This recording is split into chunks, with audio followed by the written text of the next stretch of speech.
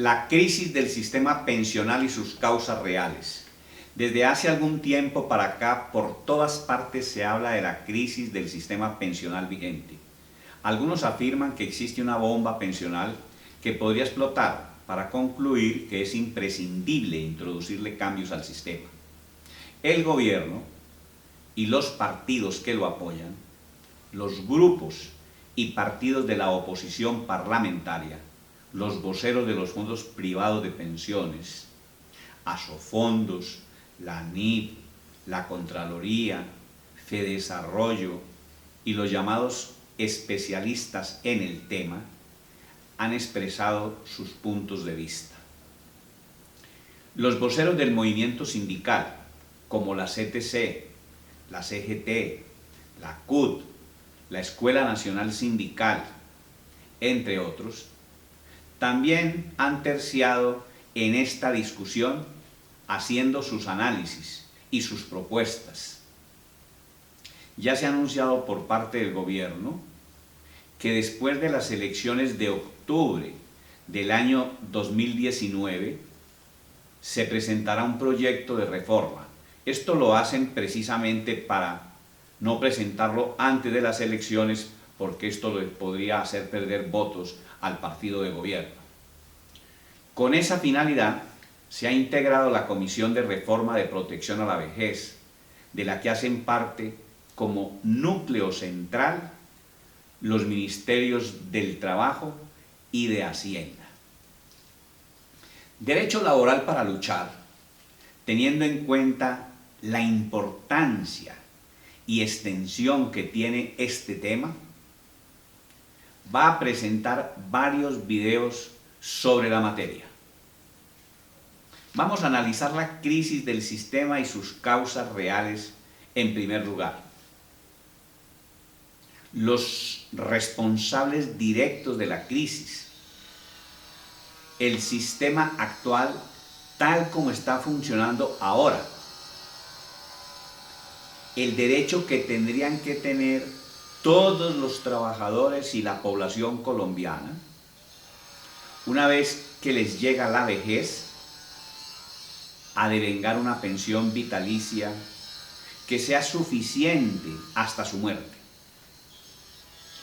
Una propuesta del sistema pensional totalmente público, basado en los intereses de los trabajadores y de toda la población colombiana, y no en las ganancias para el capital financiero y en los privilegios para la cúpula, que desde el sector público y el sector privado maneja, domina, controla y gobierna la sociedad colombiana. Finalmente, cuando se hagan las propuestas del gobierno, las analizaremos detalladamente, las discutiremos y las controvertiremos.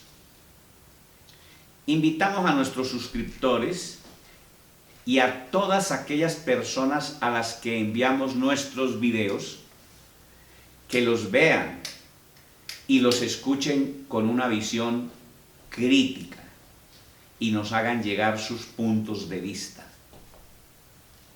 Al mismo tiempo, les solicitamos encarecidamente que nos colaboren haciéndolos circular.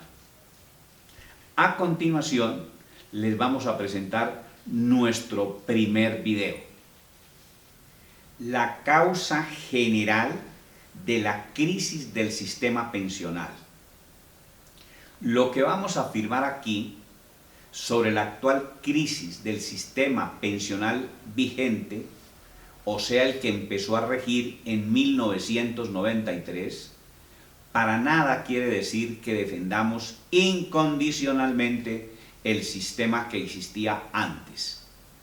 El sistema pensional que existía antes de la Ley 100 de 1993, basado en el ICS y en la Caja Nacional de Previsión, tenía profundas fallas. No se trata en este momento de hacer el balance de esa etapa del sistema pensional, Se trata de analizar el que se impuso en el año de 1993, que ha imperado en los últimos 25 años y en el marco del cual se ha engendrado la actual crisis. De entrada, y sin ningún tipo de mediación, queremos afirmar lo que vamos a sustentar. La crisis pensional radica en que el sistema establecido en el año de 1993, que estaba basado en los dos regímenes, el de prima media con prestación definida administrado por el IS y ahora Colpensiones, y el régimen de ahorro individual con solidaridad administrado por los fondos privados y el capital financiero y diseñado al servicio de los intereses del capital privado, ha sido incapaz de garantizarle a los trabajadores y a la población adulta una mesada pensional justa y suficiente, y por el contrario, 25 años después, ha arrojado, entre otros, los siguientes resultados. Solo el 31.1% de los adultos mayores colombianos mayores de 57 y 62 años que estén pensionados, cuando lo debieran estar todos, es decir, el 100%. Solo el 41.7% de los trabajadores están afiliados a pensiones. El actual sistema excluye a los que trabajan en la informalidad, a la mayoría de los discapacitados, al 80% de la población del campo, al 90% de los trabajadores del servicio doméstico y a más de 2 millones de desempleados. Veamos las causas reales y concretas de esta situación lamentable. Es importante empezar citando a Eduardo Lora, que fue uno de los gestores en 1992 del sistema privado de pensiones consagrado en la Ley 100 de 1993. En un artículo publicado en la Revista de Economía Colombiana de la Contraloría en el año 2018 sobre el régimen de ahorro individual, Lora concluye lo siguiente, abro comillas: ha llegado el momento de reconsiderar las decisiones que se tomaron hace 25 años. Quienes incidimos en esas decisiones estábamos más preocupados por la estabilidad fiscal y el crecimiento económico que por la distribución del ingreso y la asignación social de los riesgos, y fuimos muy ingenuos sobre la capacidad y la neutralidad regulatoria del Estado. Se cierran comillas. Hay que darle las gracias al señor Lora por su sinceridad. Lo que en efecto se impuso en aquel entonces en relación con las pensiones fue el debilitamiento del sector público y un jugoso negocio para el capital privado. En efecto, los fondos privados entre el 2010 y el 2018 cobraron en costos administrativos la suma de 52.9 billones de pesos y pagaron en mesadas pensionales la suma de 6.4 billones de pesos.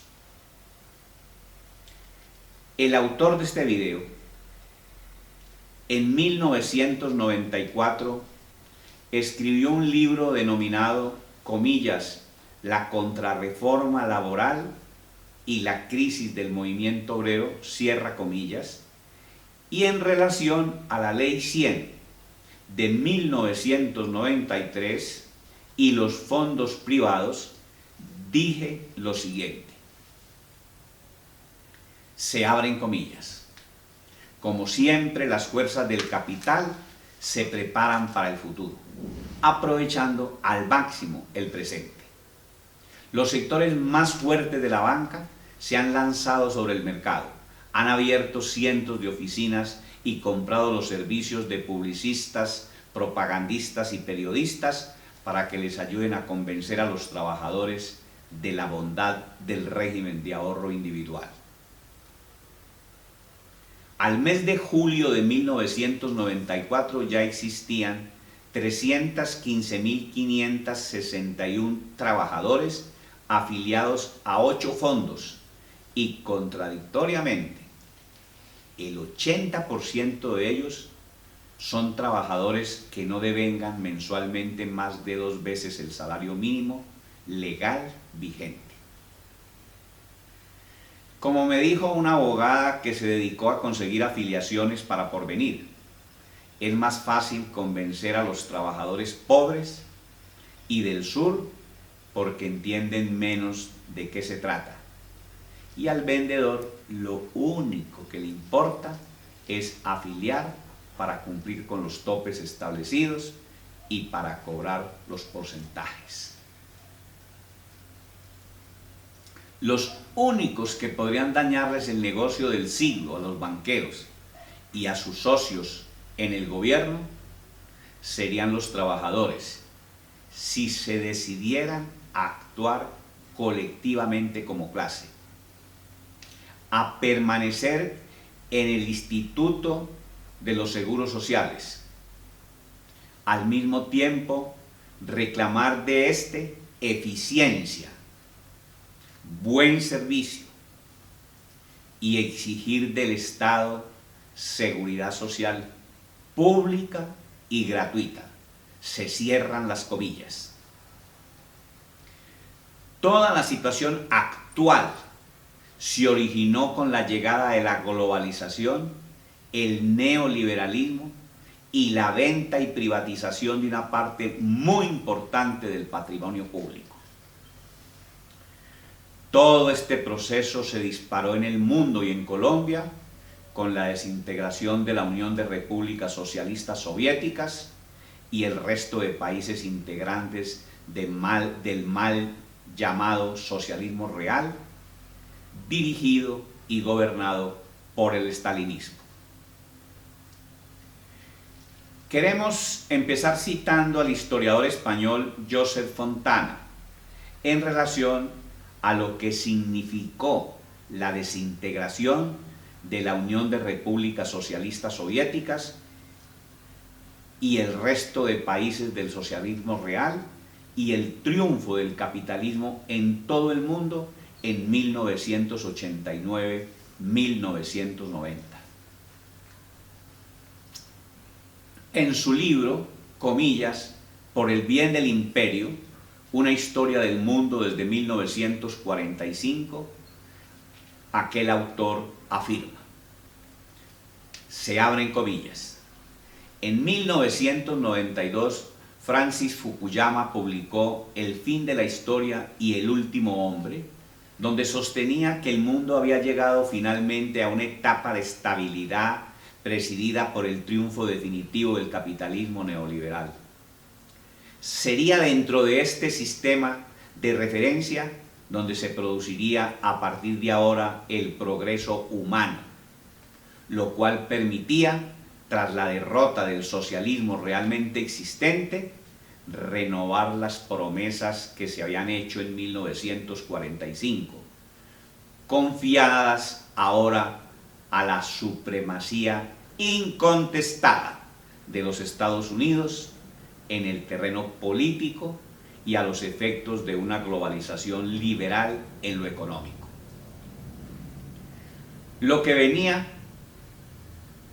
a significar que aquello que no había sido posible en 1945, ni inmediatamente después, como consecuencia de la Guerra Fría, podía realizarse una vez había concluido victoriosamente aquella tercera guerra mundial contra el comunismo, que había venido a completar los objetivos de la segunda, librada contra el fascismo. Se cierran comillas.